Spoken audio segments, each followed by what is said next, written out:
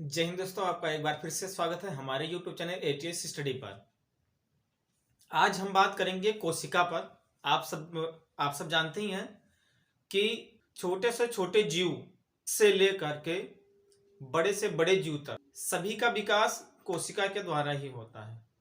कोशिका हमारे शरीर की आधारभूत इकाई है। जितनी भी जीवित वस्तुएं होती हैं सारी कोशिका की बनी होती हैं। अगर हम देखें तो इसकी तुलना ईंट से कर सकते हैं। जैसे एक घर को बनाने के लिए ईंट की आवश्यकता होती है, ऐसे एक संपूर्ण शरीर के विकास के लिए कोशिका होता है।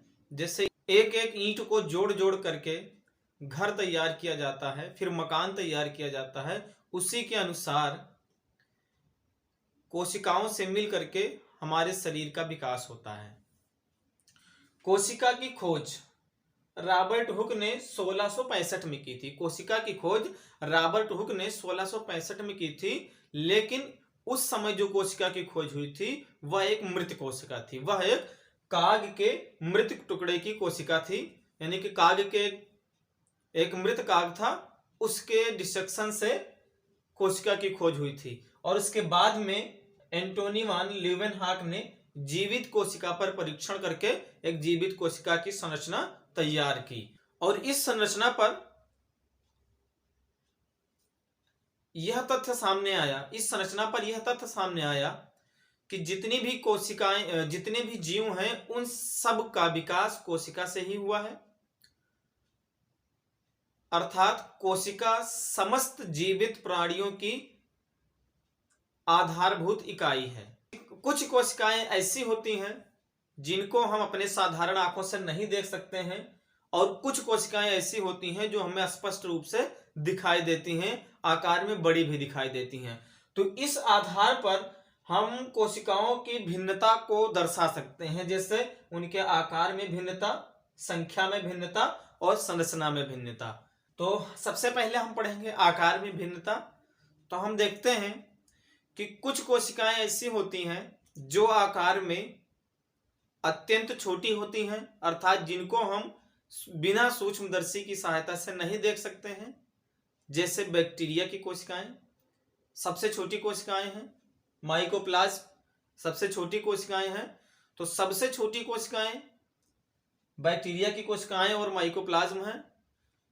इस तरीके से अन्य बहुत सारी कोशिकाएं हैं, अन्य बहुत सारे जीवों की कोशिकाएं हैं जिनको हम साधारण आंखों से नहीं देख सकते हैं। उसके लिए हमें सूक्ष्मदर्शी की आवश्यकता होती है।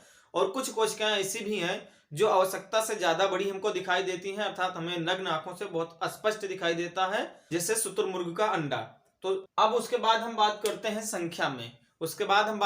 संख्या में। तो बहुत सारे ऐसे जीव होते हैं जो एक कोशिकीय होते हैं, और बहुत सारे जीव ऐसे होते हैं जो बहुकोशिकीय होते हैं। तो एक कोशिकीय ये जीव होते हैं जिनका विकास सिर्फ एक कोशिकाओं से होता है, जैसे अमीबा।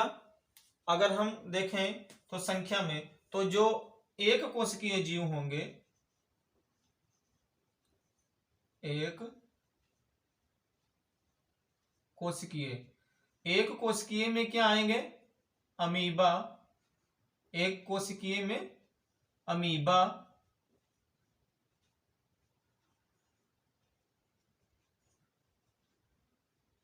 पैरामीशियम,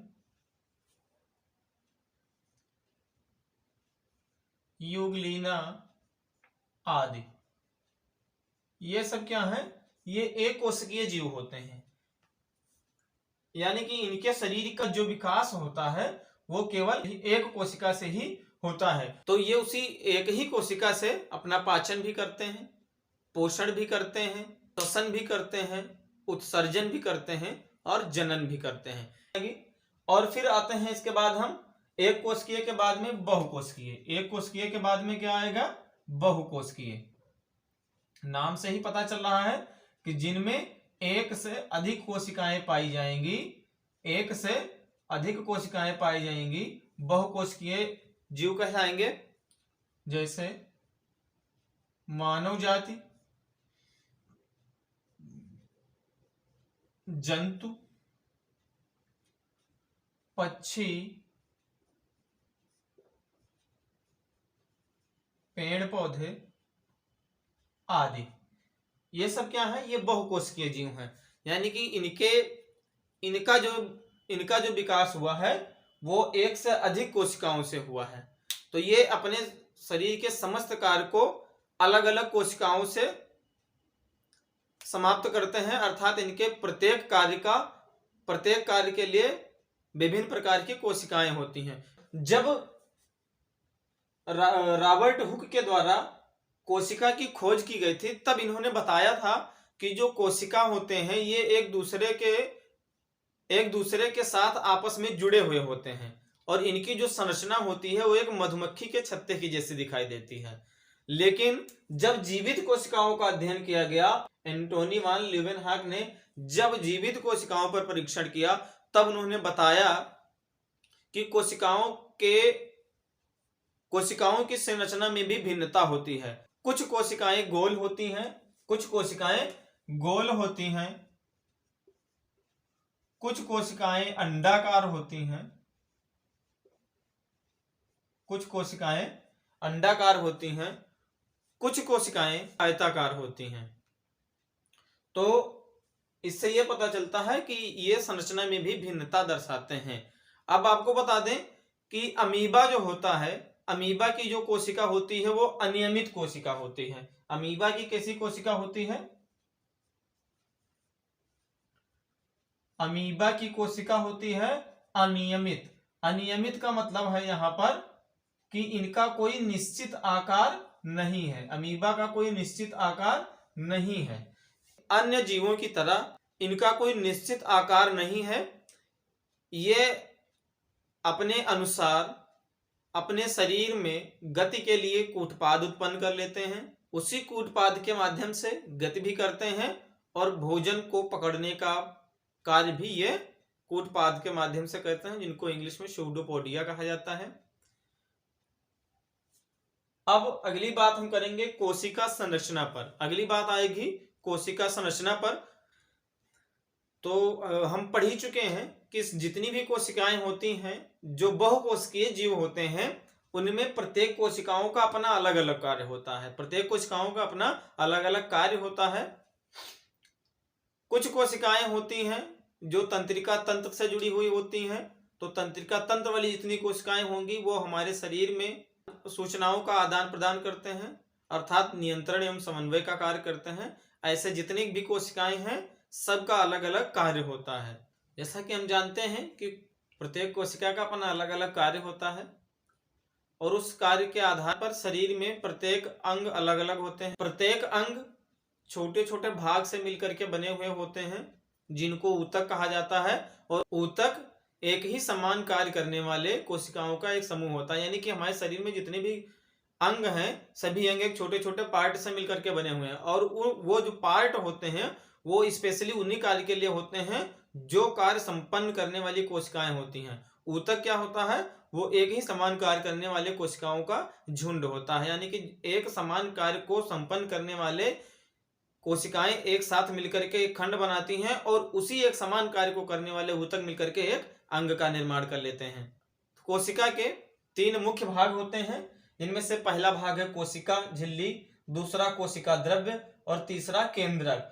कोशिका झिल्ली कोशिका को चारों तरफ से ढक करके रखती है। कोशिका झिल्ली कोशिका को चारों तरफ से ढक करके रखती है। ये कोशिका द्रव्य तथा केंद्रक को सुरक्षा प्रदान करती है। कोशिका द्रव्य तथा केंद्रक को सुरक्षा प्रदान करती है। यह एक अर्धपारगम्य झिल्ली होती है जिससे कोशिका के लिए उपयुक्त आवश्यक पदार्थ अर्धपारगम्य झिल्ली के माध्यम से कोशिका द्रव्य में पहुंच जाता है। यह आंतरिक कोशिकांगों को पोषण प्रदान करता है, उनकी सुरक्षा करता है तथा उनमें दृढ़ता बनाए रखता है। इसके बाद आता है कोशिका द्रव्य। तो सेल वॉल यानी कि कोशिका झिल्ली के अंदर एक जेली जैसा पदार्थ भरा हुआ होता है।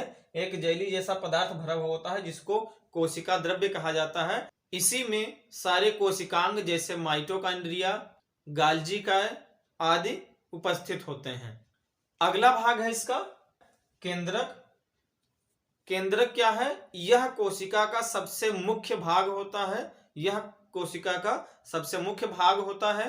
यह कोशिका द्रव्य में सर्पिलाकार भाग में पाया जाता है जो केंद्रिका झिल्ली से घिरा हुआ होता है। न्यूक्लियस अपना भोजन कोशिका द्रव्य से प्राप्त करता है। न्यूक्लियस अपना भोजन कोशिका द्रव्य से प्राप्त करता है। क्योंकि केंद्रक एक झिल्ली से ढका होता है जिसको केंद्रिका झिल्ली कहा जाता है, और केंद्रिका झिल्ली के अंदर एक द्रव्य भरा होता है। केंद्रिका झिल्ली के अंदर एक द्रव्य भरा होता है जिसको केंद्रिका द्रव्य कहा जाता है। केंद्रिका के जस्ट बगल में या केंद्रिका के आसपास एक धागे जैसी संरचना होती है जिसको क्रोमोसोम कहा जाता है। क्रोमोसोम भी केंद्रिका द्रव्य में ही रहते हैं। ये जीन मैसेंजर का कार्य करते हैं। और अगर हम बात करें कि इनके संरचना की, कि इनकी संरचनाएं कैसी होती हैं या हमारे शरीर का विकास किस आधार पर होता है, तो उसके लिए हम समझ सकते हैं। जैसे एक अच्छा मकान बनाने के लिए सबसे छोटी इकाई की आवश्यकता होती है, उसको हम क्या कहते हैं? ईंट कहते हैं। क्या कहते हैं? ईंट। ईंट को मिला करके क्या बन जाता है हमारा? दीवार। क्या बन जाता है? दीवार। और दीवार के बाद में जो आता है वो सिस्टम किसका आता है? कमरा। क्या बन जाता है? कमरा। और उसके बाद कमरे के जब कई कमरे मिल जाते हैं तो एक मकान का निर्माण हो जाता है। ध्यान से समझना इस बात को। पूरी जिंदगी आप फिर कोशिका के संरचना के बारे में नहीं भूल सकते हैं, तो उसके लिए इसे अच्छी तरीके समझें कि जैसे घर बनाने के लिए सबसे पहले हम किसका प्रयोग करते हैं? ईंट का। सबसे छोटी और मौलिक इकाई क्या है घर बनाने के लिए? ईंट। अब जब ईंट को जोड़ दिया जाता है मसालों के द्वारा, तब वो क्या बन जाती है? दीवार। क्या बन जाती है? दीवार। और जब दीवार को जोड़ करके हम क्या तैयार कर लेते हैं? कमरा। दीवार को जोड़ करके क्या तैयार कर लेते हैं? कमरा। और जब कई कमरे मिल जाते हैं तब वो एक मकान का रूप ले लेता है। उसी प्रकार हमारे शरीर का जो विकास हुआ है वो कोशिका से हुआ है। हमारे शरीर का विकास किससे हुआ है? कोशिका से। तो जो घर के लिए ईंट होती है वो हमारे शरीर के लिए क्या होती है? कोशिका होती है। क्या होती है? कोशिका। अब जब ये कोशिकाएं मिल जाती हैं तो ये किसका निर्माण कर लेती हैं? ऊतक का। किसका निर्माण कर लेती हैं? ऊतक का। और जब ऊतक मिल जाते हैं तो ये एक अंग का निर्माण कर लेते हैं। और कई अंग मिल करके एक पूरे शरीर का निर्माण करते हैं। किसका निर्माण करते हैं? एक शरीर का या एक पूरे तंत्र का निर्माण कर लेते हैं। इतना समझ में आया? अब आपको बता दें कि ये जो ऊतक और अभी बताया गया है कि प्रत्येक अंग में कोशिकाएं तो होती हैं, लेकिन प्रत्येक अंग में अलग अलग कार्य करने के लिए अलग अलग कोशिकाएं होती हैं। जैसे तंत्रिका तंत्र में कार्य करने के लिए जो कोशिकाएं होंगी उनका जो मेन कार्य होगा वो सूचनाओं का आदान प्रदान करना होगा। इसी प्रकार जितनी भी कोशिकाएं होंगी सब अपने कार्य के आधार पर अलग अलग अंगों में पाई जाएंगी। जैसे घर में होता है कि एक कमरा होता है खाना बनाने के लिए, एक मेहमानों को बैठाने के लिए, यानी कि हर कमरे के अलग अलग कार्य होते हैं। इसी प्रकार हमारे शरीर में भी जो ऊतक बनते हैं वो अलग अलग कोशिकाओं से बनते हैं और उन्हीं कोशिकाओं से बनते हैं जो उस कार्य के लिए स्पेसिफिक होते हैं। तो आज के लिए इतना ही।